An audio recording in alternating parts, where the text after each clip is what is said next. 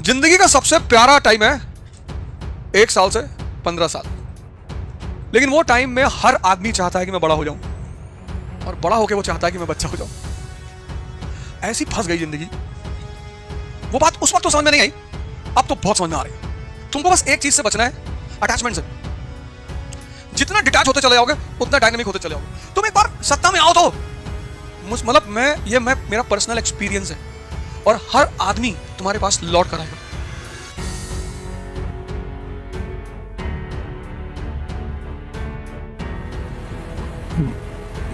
जय हिंद फ्रेंड्स।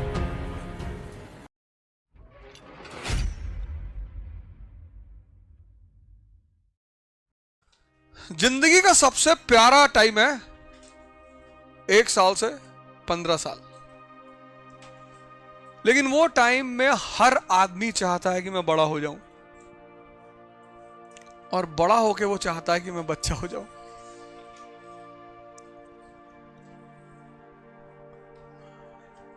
हम सब चाहते थे जल्दी बड़े हो जाएं, यूनिवर्सिटी जाएं, ये करें, डिसीजन लें, अकेले मूवी देखने जाएं। ऐसी फंस गई जिंदगी।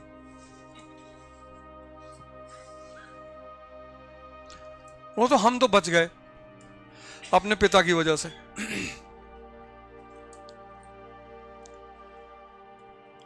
हम तो बच गए, हमारे फादर ने हमको बचा लिया। बोले पढ़ना मत, नहीं तो बर्बाद हो जाओगे। वो बात उस वक्त तो समझ में नहीं आई, अब तो बहुत समझ में आ रही है।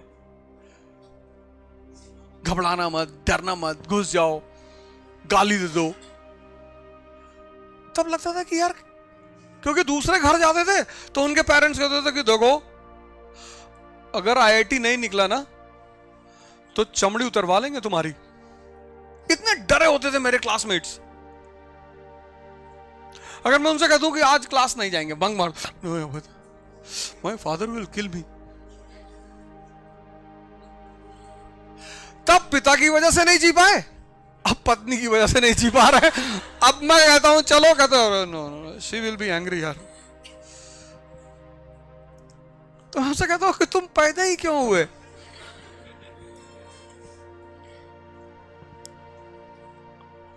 नौकरी में बॉस परेशान कर रहा है, घर में बीवी कह रही 8 बज गए, कहां हो?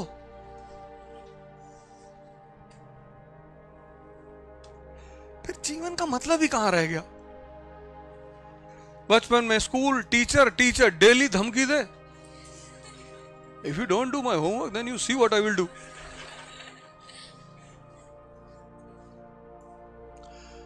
Why you are staring that girl?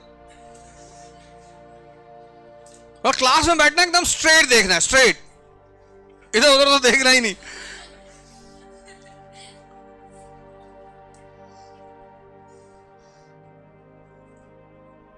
और हमें बताया जाता है लिबर्टी, इक्वालिटी, फेटर्निटी। कहीं है liberty?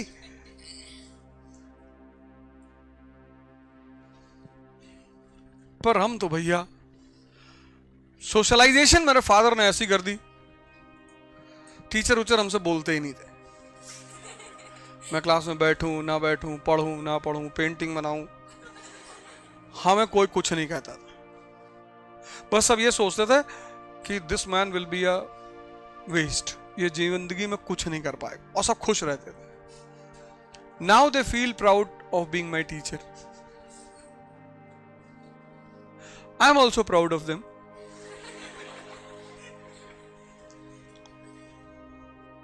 But the real contribution is of my father.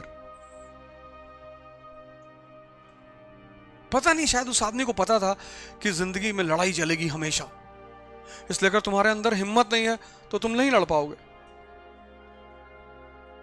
अब नासा ने प्लूटो को प्लैनेटरी सिस्टम से बाहर निकाल दिया, बोला Pluto is not a planet. Pluto पे कोई फर्क नहीं पड़ता। प्लूटो को क्या पता है तुमने रखा कि निकाल दिया? उसको क्या पता कि मिलियन लाइट ईयर्स दूर धरती पे बैठे लोगों ने मुझे प्लैनेट मानने से इनकार कर दिया। मस्त है प्लूटो, वो सूरज के चक्कर काट रहा है जैसे पहले का। वो दुखी थोड़ा हो गया कि अब मैं नहीं काटूंगा सूरज के चक्कर, तुमने मुझे प्लेनेट क्यों नहीं मानते हो। प्लूटो पे कोई फर्क नहीं पड़ा, तुम पे इतना फर्क पड़ता है, इतना बात बात पे फर्क पड़ता है तुम पे। और सोसाइटी यही चाहती है कि तुम पे बात बात पे फर्क पड़े।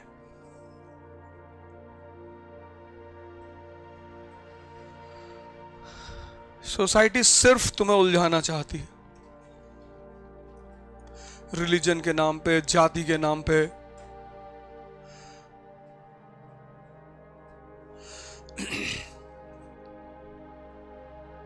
पर जब तुम फंसते हो जिंदगी में, तब काम तुम्हें कोई नहीं आता, कोई अजनबी ही काम आता है जो ना तुम्हारी जाति का होता है और ना तुम्हारी रिलीजन का होता है।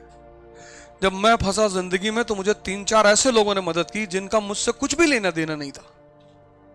उसमें एक जितेंद्र सिंह लड़का था अहमदाबाद का, उसका पैसा आज तक मैंने नहीं दिया।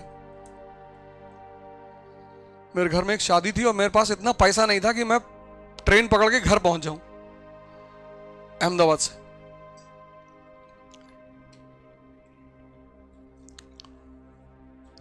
तो एयरफोर्स में था वो, मुझे पता था ये जॉब करता है एयरफोर्स में। तो मैंने उससे कहा, मैंने कहा यार मुझे कुछ पैसों की जरूरत है। उसने कहा अरे सर बिल्कुल, बोलो कितना चाहिए। मैंने कहा यार 20-20 हजार रुपए चाहिए, ला के दे दिया। और आज तक मांगा ही नहीं।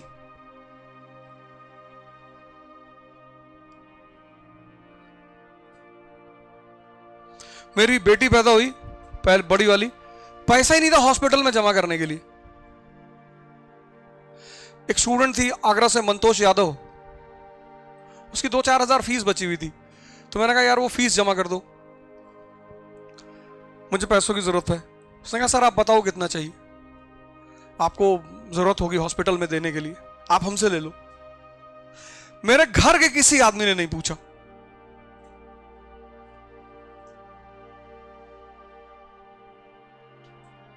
मेरे घर जो फैमिली मेंबर्स है किसी ने नहीं पूछा।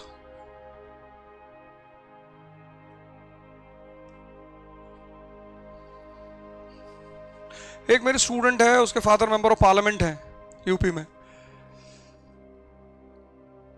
पता नहीं क्या नाम है उसका। ऐसा रेयर होता है कि तुम किसी से पैसे लो उसका नाम भूल जाओ।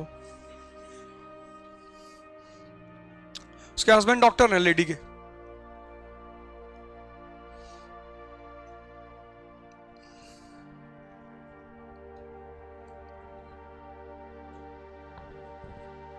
चलो कल बता देंगे। वैसे भी फ्री में तो आना नहीं उसे, है तो नाम मां से ही यार।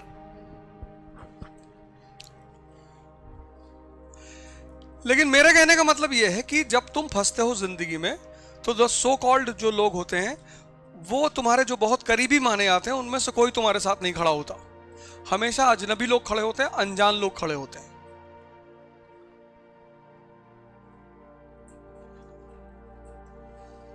तुमको बस एक चीज से बचना है, अटैचमेंट से। जितना डिटैच होते चले जाओगे उतना डायनेमिक होते चले जाओगे। कोई फर्क नहीं पड़ता, अपनी शादी को छोड़कर किसी की शादी में मत जाओ।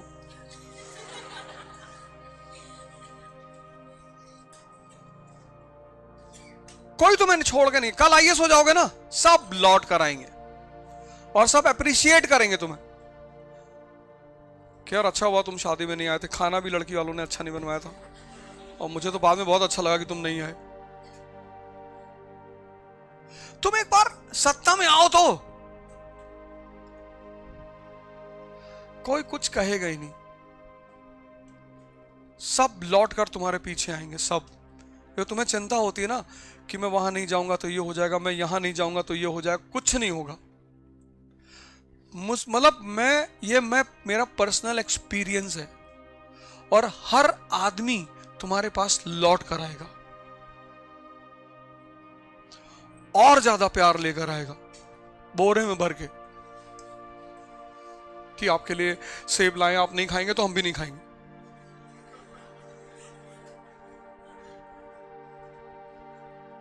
तुमको बड़ा अजीब सा लगा कि अरे कहां थे 15 साल।